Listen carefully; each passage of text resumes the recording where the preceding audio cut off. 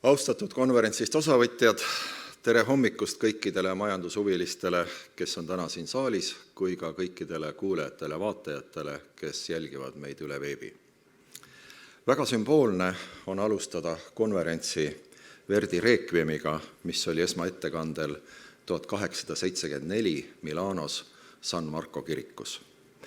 Seda muusikateost on agressiooni ja sõjavastase sõnumina korduvalt esitatud 1943–1944 aastal Teresiini koonduslaagri vangide poolt, aga ka näiteks eelmisel aastal New Yorgis Metropolitan Ooperas seoses 11. septembri 20. aastapäevaga.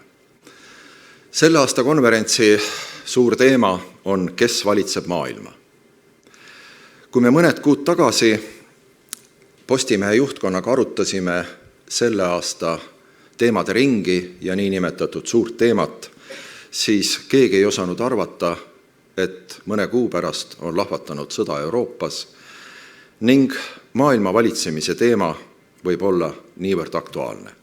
Ja seda kõikides valdkondades, nii geopoliitikas, nii tehnoloogias, nii energeetikas, ravimitööstuses, kui ka kõikides teistes olulistes meie eluvaldkondades. Meie maailm on kiiresti kasvanud ning selle keerukus ja informatsiooni üleküllus on toitnud ju kahtlusi nähtamatust niiditõmbajast, kes justkui juhiks tervet planeeti. Inimkond loob iga päev miljard gigabaiti uut informatsiooni ja kahekordistab teadmiste hulga iga 2 aasta tagant. Lugeda kõikides valdkondades kosena pealevoolavatest andmetest välja tõene pilt selle kohta, kes otsustas, mida otsustas ja millele toetudes on äärmiselt pingutav ka kõige targematele peadele.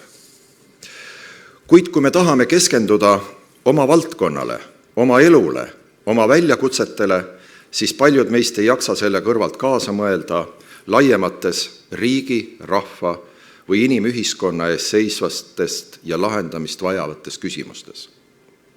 Ometi soovime, et keegi juhiks ja otsustaks, sest kes juhib, see ka vastutab.